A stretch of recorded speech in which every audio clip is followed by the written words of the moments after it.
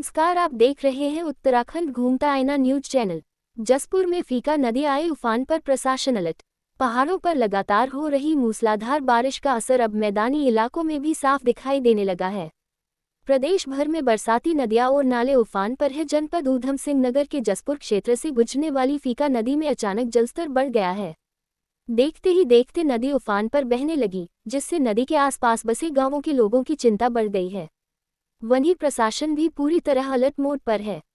जनपद ऊधम सिंह नगर के जसपुर क्षेत्र में पहाड़ों पर लगातार हो रही बारिश के चलते फीका नदी में अचानक पानी बढ़ गया।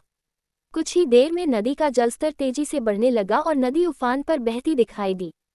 फीका एक बरसाती नदी है, इसलिए पहाड़ी क्षेत्रों में तेज बारिश होने के बाद इसका जलस्तर अचानक बढ़ जाता है। नदी का रौद्र रूप देखकर आसपास के ग्रामीणों में दहशत का माहौल है। यदि पहाड़ों में बारिश का सिलसिला जारी रहा तो नदी का जलस्तर और बढ़ सकता है। ऐसे में प्रशासन ने भी लोगों से नदी के किनारे न जाने और सतर्क रहने की अपील की है।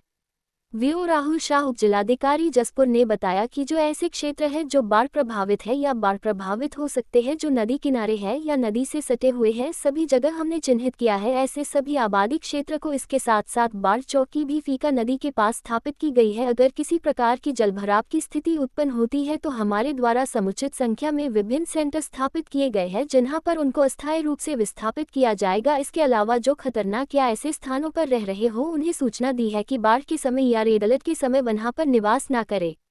उत्तराखंड घूमता आईना से विपिन चौहान की रिपोर्ट। भी ऐसे क्षेत्र हैं जो बाढ़ प्रभावित हैं या बाढ़ प्रभावित हो सकते हैं, जो नदी किनारे हैं, नदी से सटे हुए हैं, सभी जगह हमने चिन्हित किया है ऐसे सभी आबादी क्षेत्र को। इसके अलावा हमने बाढ़ चौकी भी फीका नदी के पास स्थापित की गई है।